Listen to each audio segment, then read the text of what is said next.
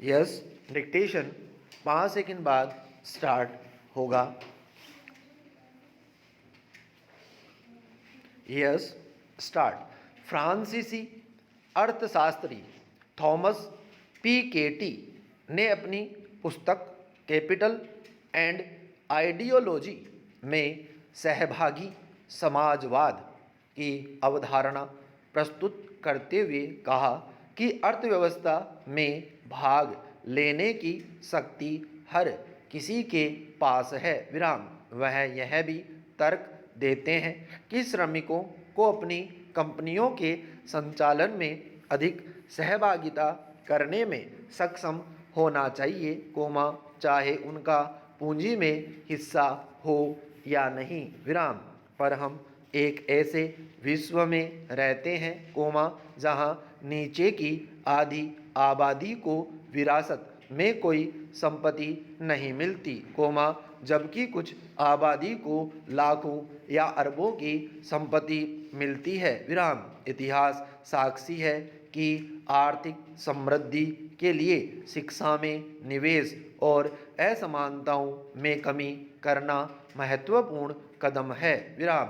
ऐसे किसी भी देश समाज में जहां धन, संसाधन और शक्ति का असमान वितरण हो, वहां से संस्थागत असमानता को मिटाने के लिए आमूलचूल परिवर्तन की आवश्यकता होती है विराम। भारत जैसे देश में तो यह और भी जटिल हो जाता है, जहां जाति, धर्म, भाषा, लैंगिक, क्षेत्रीय असमानता पहले से ही व्याप्त है विराम। पैरा दिसंबर में जारी विश्व असमानता रिपोर्ट में कहा गया है कि भारत एक गरीब और असमानताओं वाला देश है विराम।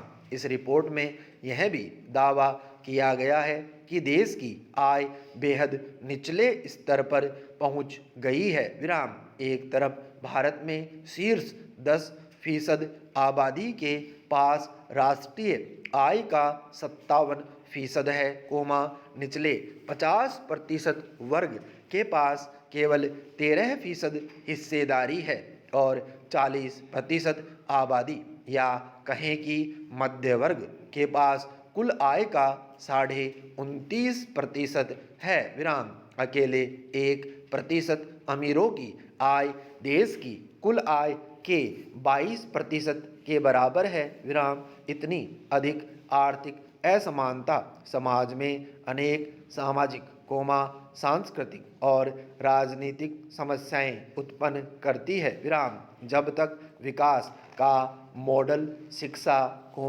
स्वास्थ्य और संसाधनों के पुनर्वितरण पर केंद्रित नहीं होगा, तब तक गैर बराबरी को समाप्त या कम करना असंभव है विराम। पैरा रिपोर्ट में यह संकेत भी है कि भारत में महिला श्रमिकों की आय का हिस्सा मात्र 18% है विराम।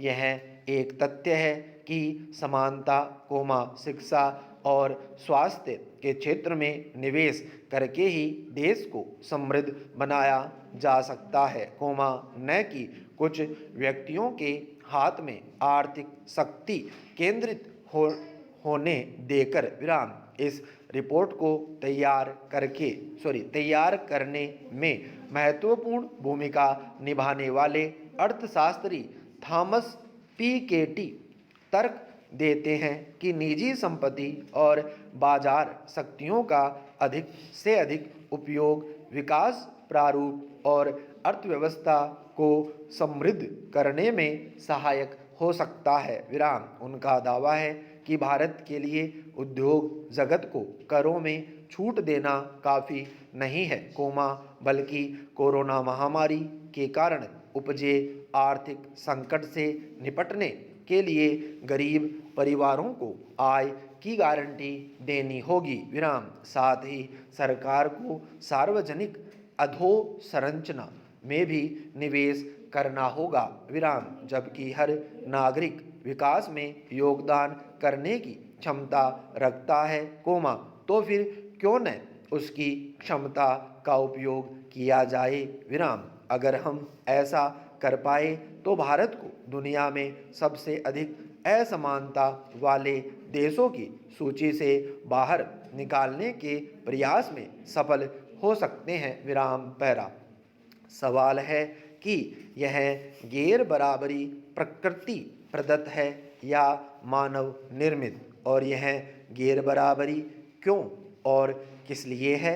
अगर गैर बराबरी विकास के लिए ज़रूरी है तो कई दशकों से असमानता का सामना कर रहे देशों को तो अब तक विकसित देशों की सूची में शामिल हो जाना चाहिए था। विराम। यह एक तथ्य है कि असमानता कभी विकास की पूर्व शर्त नहीं हो सकती। विराम। जैसे एक मनुष्य शरीर और मस्तिष्क दोनों के साथ जन्म लेता है, दोनों का साथ साथ विकसित होना प्रकृति का नियम है। विराम। दोनों में से एक भी भाग के कम या अधिक विकसित होने पर उसे असामान्य व्यक्तित्व की श्रेणी में रख दिया जाता है। विराम। यानी शरीर तो विकसित हो गया, पर दिमाग नहीं, या दिमाग तो विकसित हो गया पर शरीर वहीं ठहर गया, तो भी समाज उन्हें अविकसित, असामान्य के रूप में देखता है। विराम। इसी तरह समाज या देश का समग्र विकास प्रत्येक नागरिक को प्राप्त समान अवसरों पर निर्भर करता है। विराम। चाहे शिक्षा हो, राजनीति, स्वास्थ्य, संसाधन, आर्थिक संपन्नता या कुछ और। विराम। अगर ऐसा नहीं होता और केवल कुछ लोगों की संपन्नता या विकास पर ही देश का विकास निर्भर करता, तो विश्व असमानता रिपोर्ट या मानव विकास सूचकांक में हमारा स्थान इतना नीचे नहीं होता। विराम। केवल 10% अमीर लोगों को ध्यान में रखकर विकास सूचकांक तय कर दिया जाता है। विराम। इस बात से भी इनकार नहीं किया जा सकता कि असमानता में वृद्धि अनेक सामाजिक समस्याओं में वृद्धि के लिए जिम्मेदार है, जैसे निर्धनता, बेरोजगारी, अपराध, पारिवारिक तनाव आदि। विराम। इसलिए इस दिशा में सकारात्मक कदम उठाए जाने की आवश्यकता है। विराम पैरा। समाज वैज्ञानिक पीटर सैंडर्स का मत है कि कोई भी समाज कभी पूर्ण रूपेण समाजवादी नहीं हो सकता, पर प्रत्येक समाज कुछ ऐसी व्यवस्थाएं विकसित कर सकता है, जिससे सभी समूहों को कुछ लाभ प्राप्त हो। विराम। सैंडर्स इस दृष्टि से 3 प्रकार की असमानताओं की चर्चा करते हैं। विराम। पहली औपचारिक या विधिक समानता, यानी समाज का प्रत्येक सदस्य समान प्रकार के कानून से निर्देशित हो। विराम। दूसरा, अवसरों की समानता, यानी प्रत्येक व्यक्ति को समान अवसर प्राप्त हो, वह अन्य लोगों से प्रतियोगिता कर सके, सफल हो सके। तीसरा, परिणामों की समानता, यानी अगर प्रत्येक को अपने को सिद्ध करने का समान अवसर प्राप्त हो, तो आगे चलकर इसके परिणाम समाज में समान प्रकार के आने लगेंगे। विराम।